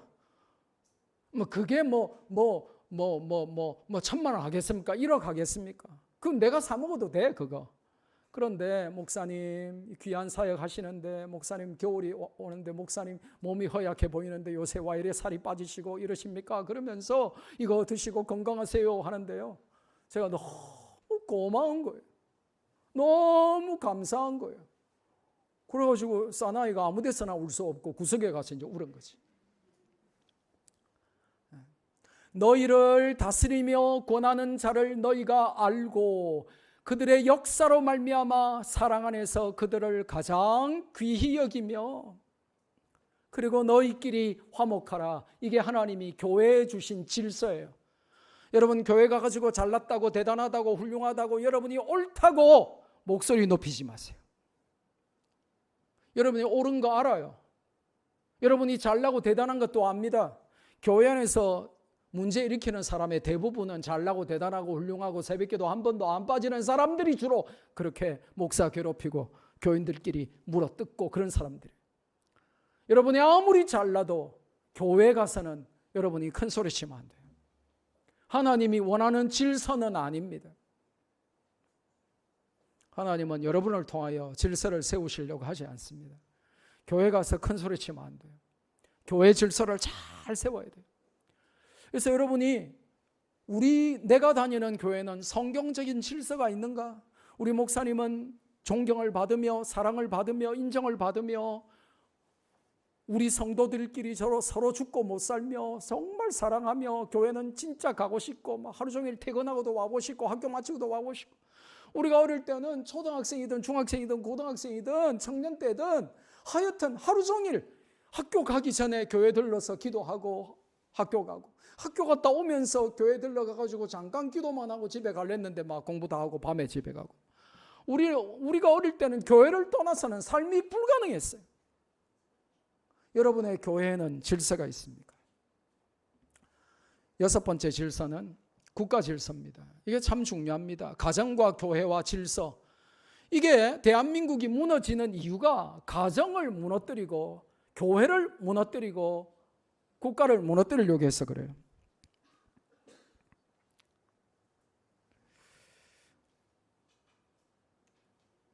대한민국 헌법 20조 여러분 잘 아시겠지만 대한민국 헌법 20조 같이 한번 읽겠습니다. 시작. 모든 국민은 종교의 자유를 가진다. 국교는 인정되지 아니하며 종교와 정치는 분리된다. 종교의 선정과 전도와 개종을 권고하는 자유도 포함된다. 대법원의 2007년도 판례입니다. 더 중요한 거 하나 읽어볼까요? 여러분 국가는 헌법이 서 있습니다. 그런데 국가의 헌법보다 더 상위법이 있어요. 그럼 우리가 믿는 성경이죠. 성경 전체를 요약해 놓은 것이 웨스트민스터 대소 요리문답인데요. 웨스트민스터 신앙 고백서 23조 3항. 저게 요즘은 너무 교회들이 이상해져 가지고 성경 전체를 요약한 웨스트민스터 대소 요리문답 신앙 고백서 이런 걸 안 가르쳐요. 우리가 어릴 때는 개혁주의 교회는 반드시 저걸 가르쳤거든요. 그리고 막 장로가 되고 권사가 되고 할 때는 저거 다 고백하고 막 선서하고 이렇게 됐거든요. 근데 요즘은 이상하게 개혁주의 교회인데, 개혁주의 교회라는 말은 대한예수교 장로회자가 붙는 모든 교회는 다 개혁주의 교회예요. 근데 웨스트민스터 신앙 고백서가 뭔지도 몰라요. 23조 3항 같이 읽습니다.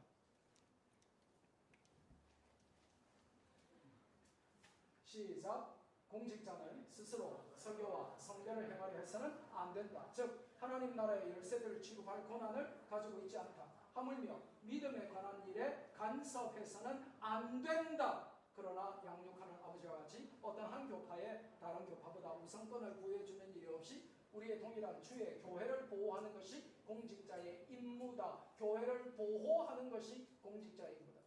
쭉 내려가서 어떠한 시작 어떠한 국가의 법이라도 교회의 어떤 교파의 자발적인 회원들이 그들 자신의 고백과 신념에 따라서 행하려는 정당한 신앙생활에 간섭하거나 방해를 해서는 안 된다.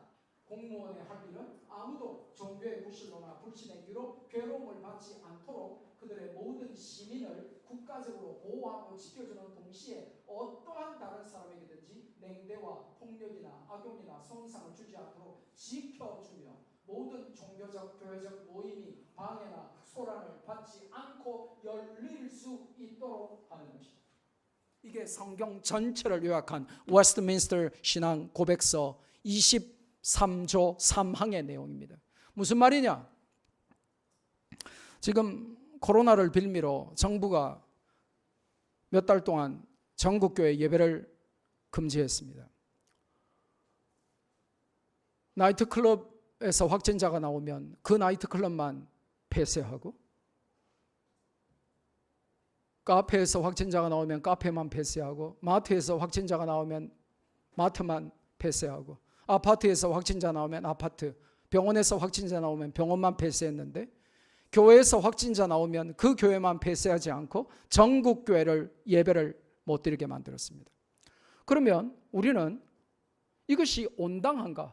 국가가 교회를 예배를 금지할 수 있는가? 여러분이 생각을 해야 됩니다. 그리고 여러분의 생각이 성경에 순종해야 되는데, 성경이 뭐라고 가르치냐? 국가가 예배를 금지할 수 있는가에 관해서 성경은 노라고 가르칩니다. 만약에 국가가 지금처럼 예배를 금지하고 찬송을 불러라 말아라, 기도를 해라 말아라, 찬양대를 해라 말아라, 뭐 20명이 드려라, 30명이 드려라, 이렇게 하려면 어떤 상황이어야 하냐? 절간도 똑같이, 성당도 똑같이, 그리고 교회가 예배를 못 드릴 정도가 되려면 모든 사람들이 외출을 금지하고 지하철도 버스도 택시도 마트도 바깥에 출입을 금지할 정도가 되어야 국가가 교회를 향하여 너무 죄송하지만 지금 상황이 이러니까 예배를 좀 금지해 주시겠습니까? 라고 교회에 겨우 물어볼 수 있는 거예요. 그런데 다른 거는 다 풀어주고, 절간도 괜찮고 성당도 괜찮고 나이트클럽 110평짜리에 260명이 부비고 50분 동안 춤추고 10분 쉬면 괜찮도록 해서 막 난리를 떨도록 하고 코로나 다 확산시켜 놓고 교회는 조용히 앉아서 예배 드리는 것까지 금지할 수 있는가? 성경은 노라고 말합니다. 그 성경을 가장 잘 적용한 웨스트민스터 신앙 고백서에 국가가 공권력의 이름으로 예배를 금지할 수 없다. 오히려 국가는 국민이 예배를 잘 드리도록 도와줘야 할 책임만 있다라고 분명히 말합니다. 여러분이 이런 걸 모르면 왜 교회만 예배를 금지하지? 절간은 놔두고, 성당도 놔두고, 나이트클럽은 놔두고, 술집은 놔두고, 마트는 놔두고, 지하철은 놔두고, 왜 교회만 못하게 하지? 이게 부당한데? 라고 생각할 수 있어야 돼요. 근데 교회가 죄송합니다느니 말도 안 되는 현수막까지 달면서 교회가 왜 죄송해요? 여러분이 성경을 모르면 마귀 편에서 박수치게 됩니다. 여러분이 성경을 모르면 자꾸 불신자들하고 생각이 똑같아지게 돼요. 교회는 잘못한 것이 없습니다. 교회는 예배가 생명이기 때문에 예배 드립니다. 심지어 성도들 간에도 왜 다른 교회는 예배 안 드리는데 말씀 교회는 예배를 드리냐며 저에게 시비 거는 분도 있어요. 얼마나 성경을 모르면, 그럼 저희가 안 믿으면 안 믿었지 왜 목사에게까지 그걸 요구하냐 이거예요.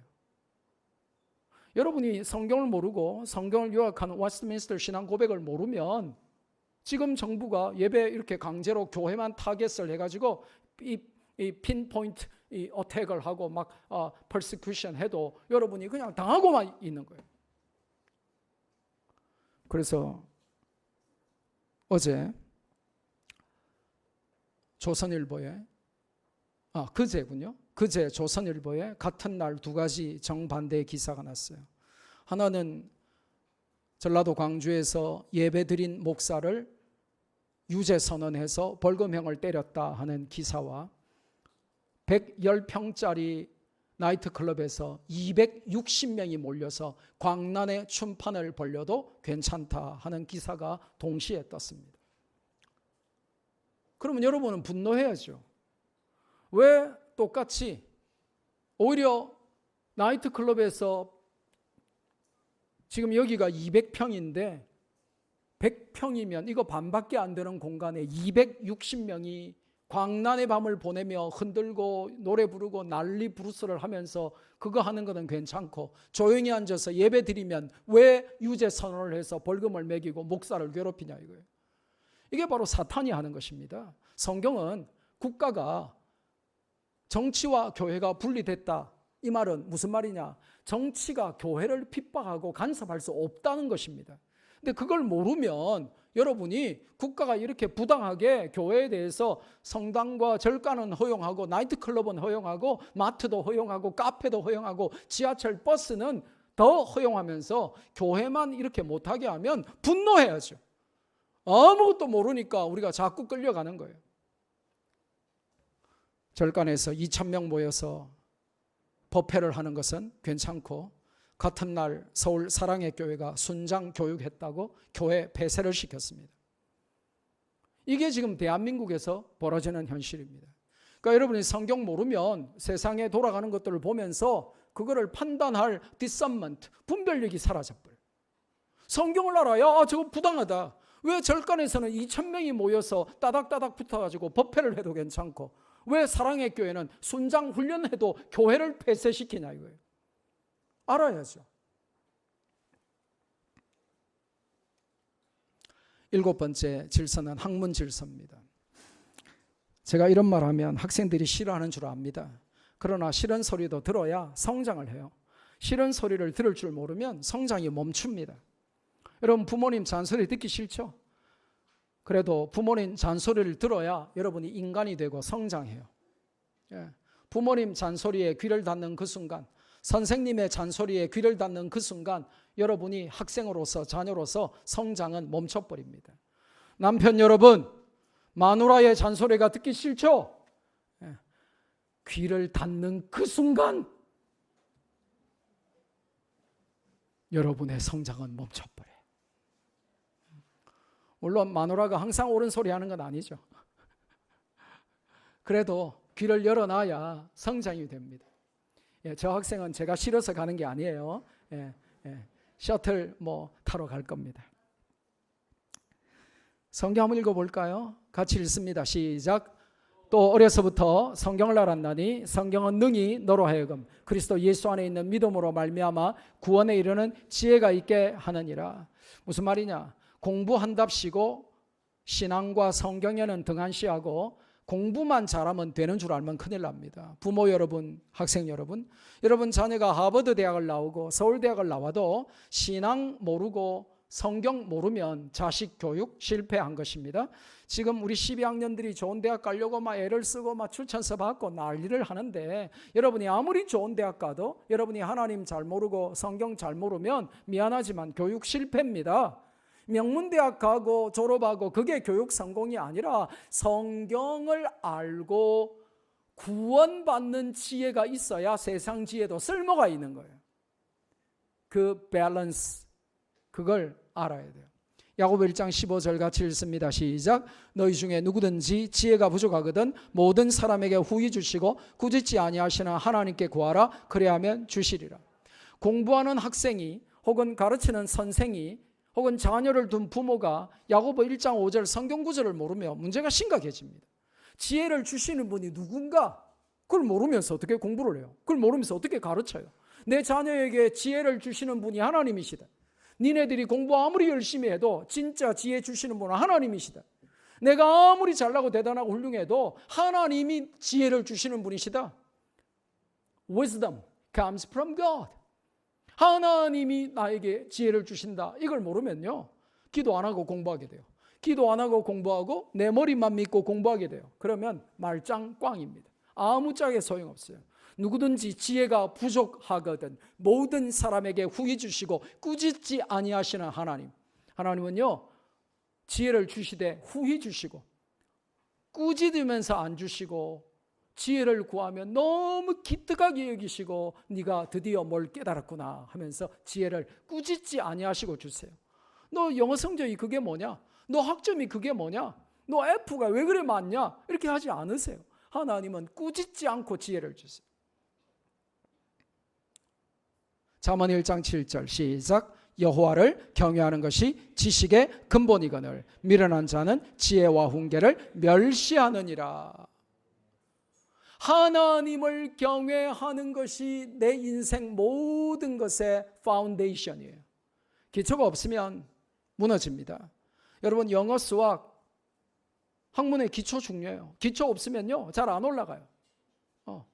학문 세계에도 기초가 필요하듯이 모든 인생의 기초는 하나님이에요. 여호와를 경외하는 것이 모든 것의 파운데이션이에요. The fear of the Lord is the foundation of your life. 하나님을 잘 경외하는, 여호와 경외하는 지식이 없으면 여러분 공부 아무리 잘해도 그 지식은 가짜 지식입니다. 그래서 하나님은 학문 세계에 질서가 있기를 원하세요. 여러분이 세상 공부 열심히 하는 것처럼 성경을 알려고 하고 배우려고 하고 믿음이 성장하려고 애를 쓰고 하나님을 경외하는 것이 내 모든 지혜와 지식의 기본이 되는 것을 믿고 그렇게 공부하라고 하나님은 학문 세계에 질서를 주셨어요. 그러니까 여러분이 명문대에 나오는 것보다 더 중요한 질서가 신앙 위에 서는 것입니다. 믿음도 없는데 명문대 가고 믿음도 없는데 좋은 대학 합격하고 믿음도 없는데 장학금 받고 그거 A+ 받고 그거 아무 소용없다는 거예요. 모죽이라는 거 들어보셨어요?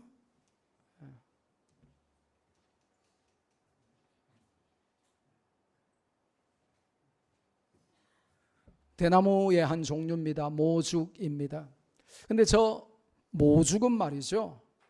아무리 물 주고 지극정성 빌고 해도 5년 동안은 싹도 안 납니다. 근데 5년이 지난 어느 날 저렇게 싹이 나요. 그러고는 하루에 최소 50cm에서 많게는 하루에 80cm 자라요. 그리고는 30m가 넘게 이렇게 어마어마한 크기로 이렇게 갑자기 5년 동안 싹도 안 나던 것이 갑자기 며칠 만에 30m로 자라버려요. 사람들이 너무 신기해가지고 야 저거 어째서 저렇게 되지? 5년 동안은 싹도 안 나다가 갑자기 이렇게 막 하루에 50cm, 80cm 막 자라서 저렇게 30m 높이로 자라지? 이거 쓰러지는 거 아닌가 이러다가 너무 높아서 그리고는 모죽을 파봤어요. 그랬더니 사람들이 기절초풍할 만한 일이 벌어진 거예요. 사람들이 뭐 보고 놀랐을까요? 그렇죠. 뿌리 보고 놀랐어요.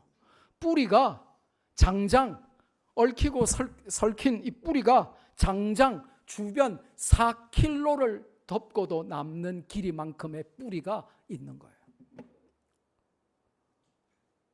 무슨 말이냐?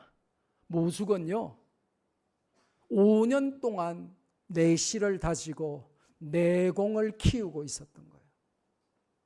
5년 동안 차근차근 준비를 하고 있었던 거예요. 그러다가 5년이 지나고 싹이 나오면서 그때부터 퀀텀 립 대도약을 하면서 하루에 50cm, 80cm, 30m 높이로 막 자라는 거예요. 그 5년 동안 30m로 그렇게 자랄 그 내실을 다지며 내공을 키우며 뿌리를 땅으로 넓게 깊게 계속 키워서 4km에 달하는 그 뿌리의 길이를 가지고 있는 것입니다. 우리 학생 여러분, 성적이 오르는 거, 우리 부모님들 왜 우리 아이가 로고스 다녔는데 영어가 이렇게 안 느나요? 왜 우리 아이가 성적이 이렇게 안 오를까요? 성적이 여러분이 생각하는 것처럼 그렇게 잘 오를 것 같으면 이 지구상에 공부 못할 아이들이 어디 있겠어요? 성적은요, 제가 평생 경험해 본 바로는 성적이라고 하는 것은 뭐냐 하면 키 크는 거하고 똑같아요. 키 크는 거 똑같아요. 여러분 3박 4일 동안 밥 먹으면 키 한 뼘 큽니까? 작심하고 하루에 5끼씩 7끼씩 밥 먹으면 일주일 만에 한 뼘 큽니까? 대답하세요. 근데 뭐 하루에 7끼 안 먹어도 그냥 3끼씩 그냥 가끔은 2끼 이렇게 먹어도 1년 지나면 나도 모르게 키 커요, 안 커요? 그잖아요. 우리 블릭스 학생들은요, 우리 학교가 밥이 맛있으니까요. 오늘 어제도 이 닭을 4마리 먹은 녀석도 있어요. 선생님들 못 먹게 말이죠. 여러분, 1년 동안 그냥 부지런히 밥 먹으면 나도 모르게 우리 블릭스 학생 중에 1년 만에 한 뼘 큰 녀석도 있다니까요. 한 뼘은 안 크더라도 1년 후에 나도 모르게 5cm, 7cm 막 커 있어요. 왜냐? 꾸준히 영양을 공급하기 때문에 그래요. 성적이라고 하는 것은 3일 만에 오르고 한 달 만에 오르고, 특별히 영어로 공부하는데 여러분 자녀가 갑자기 막 영어로 막 우리 학교 다닌 지 1년밖에 안 됐는데 막 원어민처럼 막 영어 말하고 막 다 들리고 막 그렇게 되지 않아요. 그런데 5년 있으면 모주기 퀀텀 립을 하기 위하여 태어날 건데 3년 만에 막 뿌리를 없애버리고 갈아엎어버리고 막 이거는 싹도 안 나네 이러면서 막 그냥 아예 막 없애버리고 이런 사람들이 너무 많은 거예요. 성적은 키 크는 거하고 똑같아요. 1년 동안 꾸준히 밥을 먹으면 1년 지나면 나도 모르게 이만큼씩 커 있듯이, 공부라고 하는 것은 3일 한다고 실력이 오르고 한 달 한다고 성적이 오르는 게 아니고 꾸준히 하루에 몇 시간씩 꾸준히 투자해서 성실하게 하면 1년 지나서 나도 모르게 이만큼 오르고, 2년 지나면 나도 모르게 요만큼 오르고, 3년 지나면 나도 모르게 요만큼 오르고. 내가 1년, 2년 했는데 내 원하는 만큼 안 올라가는 아이들은 잘하는 친구들에게 물어봐요. 그러면 방법이 다른 거예요. 그 내실을 키우고 내공을 쌓는 그 기간이 필요한데, 내실 쌓지도 않고 내공을 키우지도 않으면서 대도약만 바라보면 안 돼요. 하나님은 학문 세계의 질서를 세우셨어요. 그 하나님의 질서대로 차근차근 위로부터 오는 지혜를 구하면서 열심히 공부하면 반드시 하나님이 여러분에게 후히 주시고 꾸짖지 아니하시는 위로부터 오는 하나님의 지혜를 부어주실 줄로 믿습니다. God will pour out His wisdom which comes from heaven on you. 여러분 위에 위로부터 나리시는 하나님의 지혜를 부어주실 줄로 믿습니다. 그러니까 포기하지 마세요. 여러분, 동남아 최고의 과일 중에 하나가 맹고인데, 여러분 맹고 먹어봤죠? 맹고 맛있죠? 인도네시아 단기 선교 간 친구들은 인생 맹고를 먹어봤잖아요. 가장 위대하고 맛있는 맹고를 먹었잖아요. 얼마나 맛있는지 몰라요. 그런데 이 맹고가요, 첫 열매를 몇 년 만에 맺냐? 7년 만에 맺어요. 7년 동안에 맹고 열매 안 맺습니다. 그런데 농부들이 3년 4년 기다리다가 이 망고는 진짜 이거 안 맺는 망고야 그러면서 망고 나무 다 잘라버리면 어떻게 되겠어요? 망고는 7년이 지나야 첫 열매가 맺어요. 그런데 그때부터 한 그루에 수백 수천 개의 망고가 달려서 자식들이 그렇게 많아도 7명 8명 돼도 그 자식들을 대학 다 보내고도 남는 망고가 평생 열리는 거예요. 모죽의 원리, 망고의 원리가 학문 세계에 그대로 적용돼요. 하나님이 세우신 학문 세계의 질서는 기초입니다. 기초를 여러분이 든실하게 다지고 영어 문법, 왜 영어 문법을 해야 되냐? 영어를 이렇게 하자, 한 언어를 이렇게 하자 하는 약속이에요. 문법을 모르는데 말이 잘 나온다, 거짓말입니다. 문법을 모르는데 라이팅이 잘 된다, 거짓말입니다. 여러분이 학원 다니다가 절망하면 교장실로 찾아오는 용기를 가지세요. 교장 선생님의 전설로 떠돌던 끝장 영어를 전수해 주세요. 이러면서. 문법을 알아야 영어도 들리고 말도 나오고 라이팅도 될 거 아닙니까? 문법을 모르는데 어떻게 영어가 잘 되겠어요? 그래서 기초를 자꾸 깔고 하나님의 지혜를 구하면서 공부하라. 이게 하나님이 세우신 학문의 질서입니다. 마지막으로, 여러분의 학문에는 질서 있는지 살펴보면 돼요. 그러면 공부 잘하는 답이 나오는 거예요. 부모님들도 마찬가지입니다. 내 아이가 공부에 질서가 있는가만 생각하면 답이 나와요. 선생님들도 마찬가지예요. 얘는 왜 이렇게 안 오를까? 라고만 말하지 말고 이 아이의 학문 세계에 질서가 있는가? 스칼러십 오더가 있는가? 스칼러십은 학문이란 뜻입니다. 2번 뜻이 장학금이에요.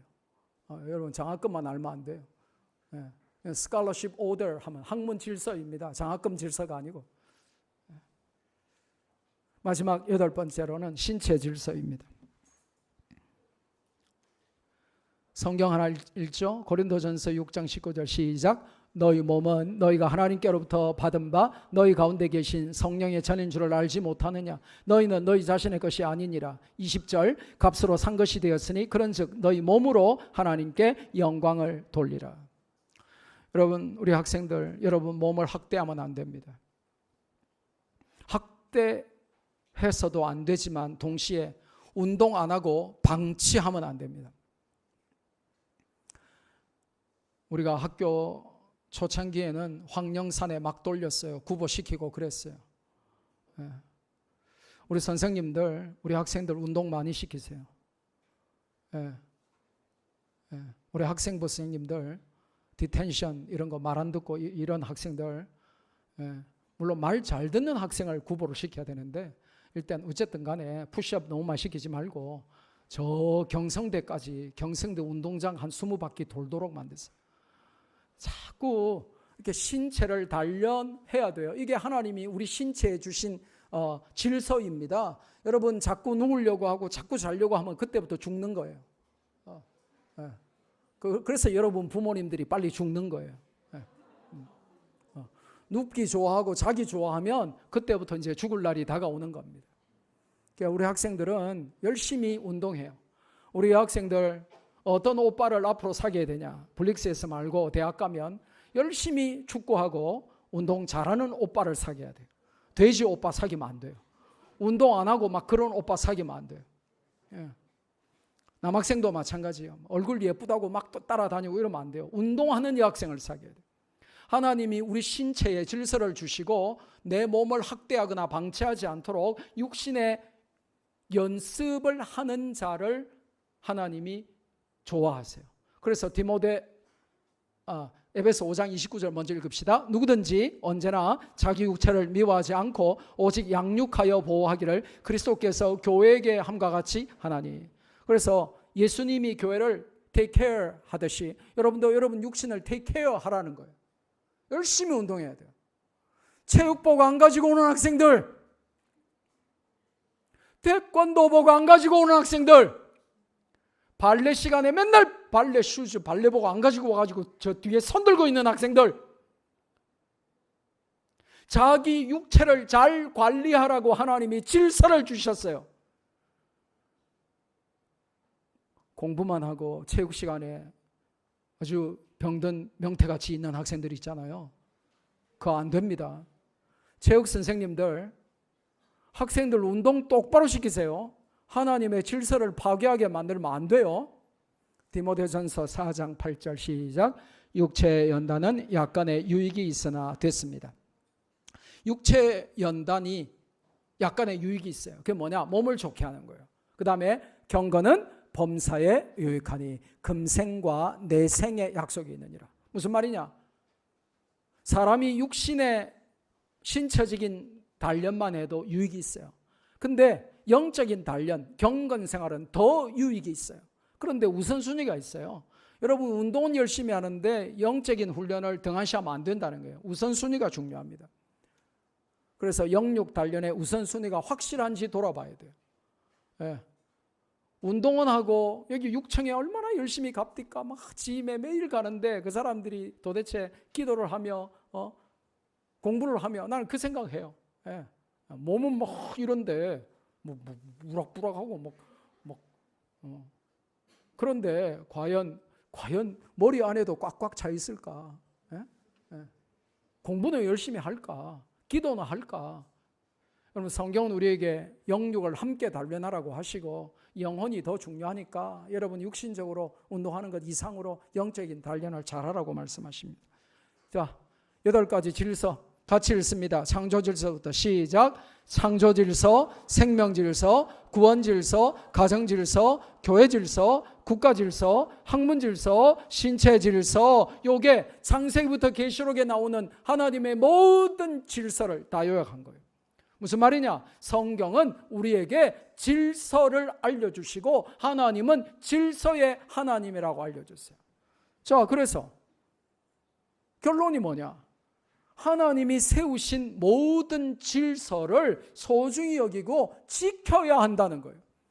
이 하나님의 질서를 파괴하려고 하는 정권이 있고 하나님의 질서에 정면으로 도전하는 세력들이 있는데 그들의 사악한 기도를 우리가 봉쇄하고 분쇄시키고 우리가 성경적인 하나님의 질서를 유지하고 그걸 지키고 파괴하는 자들과 대항하고 진검승부를 펼치고 그렇게 성도로서 살아야 된다는 거예요. 아무 생각 없이 살면 안 돼요. 하나님이 세우신 질서 빼앗기지 말고 파괴하는 것 방치하지도 말고 우리가 지켜야 된다 이겁니다.